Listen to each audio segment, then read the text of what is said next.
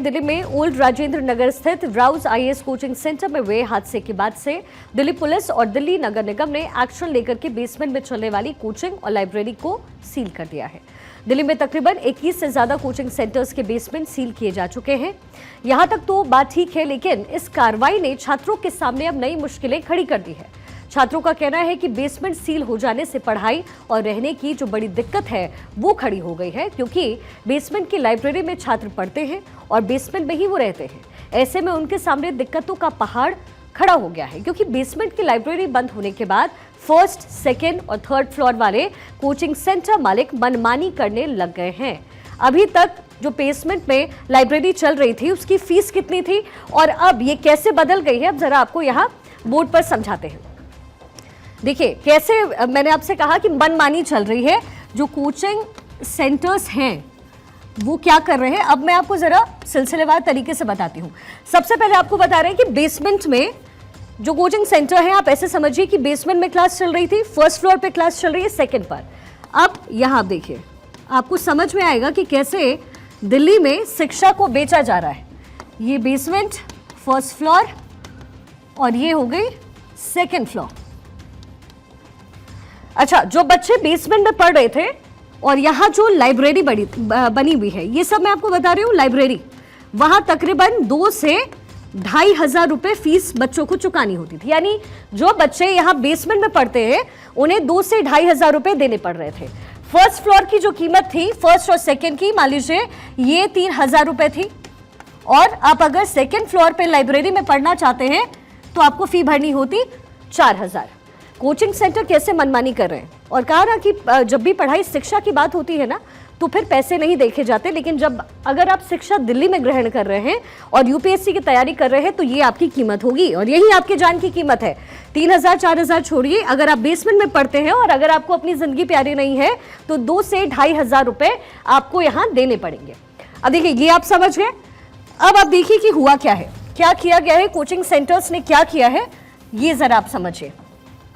कीमत आपको क्लियर है, बेसमेंट में पढ़ना है 2 से 2,500 रुपए दीजिए, फर्स्ट फ्लोर पे पढ़ना है 3,000 दीजिए, सेकंड फ्लोर पे अगर लाइब्रेरी आप जाना चाहते हैं तो आपको देने होंगे 4,000।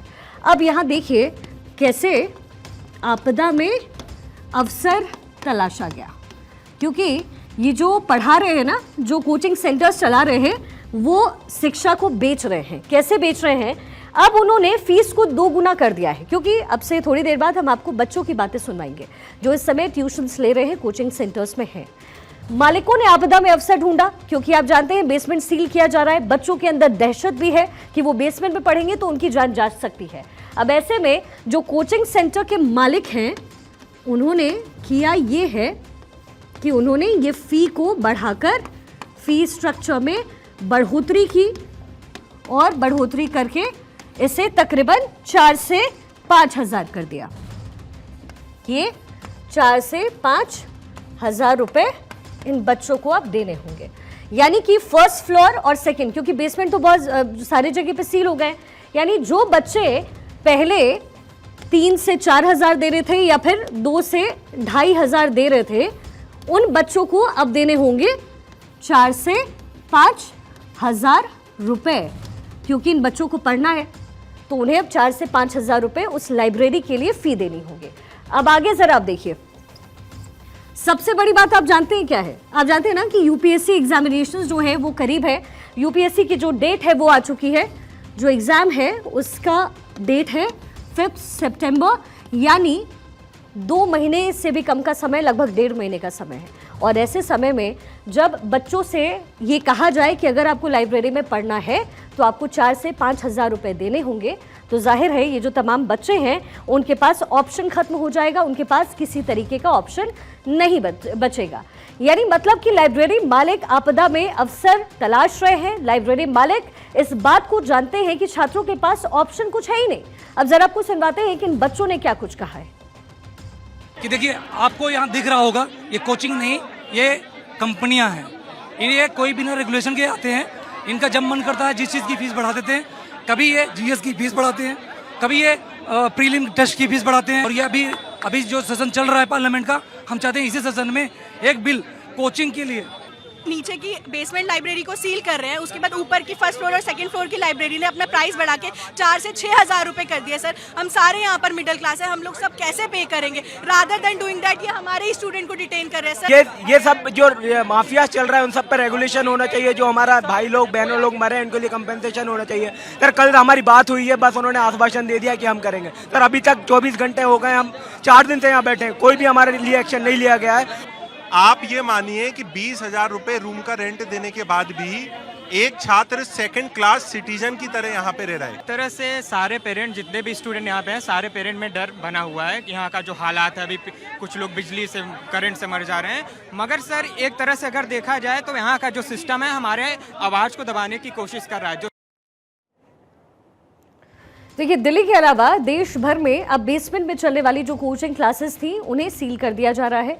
दिल्ली में कई बड़े कोचिंग सेंटर्स के बेसमेंट अभी फिलहाल सील किए गए हैं। इन संस्थानों पर एक्शन हुआ है। किस किस संस्थान पर? दृष्टि IAS, इसके साथ ही Vajiram IAS institute, Ravi institute, IAS hub, Shriram IAS institute, IAS Gurukul academy, Chahal academy, Plutus academy, Sai trading और IAS Setu, toppers academy, Dainik Samvad, civil daily IAS, career power और 99 notes, Vidya Guru, guidance IAS, easy for IAS। ये जो तमाम इंस्टीट्यूट्स हैं इन पर बैन लगा है, यानी कि जो बेसमेंट में इनकी क्लासेस चल रही थी वो पूरी तरीके से रोक दी गई है, खत्म कर दी गई है। सील की गई बेसमेंट की जो लाइब्रेरी है उसकी जल्दी उसे खोलना भी संभव माना नहीं जा रहा है। ऐसे में 20 सितंबर से होने वाली UPSC की जो मुख्य परीक्षा है उसके लिए मजबूरी में यहाँ पर अभ्यर्थी लाइब्रेरी की बढ़ी हुई फीस देने के लिए मजबूर होंगे, यानी 4 से 5,000 रुपये उन्हें अब देने पड़ेंगे।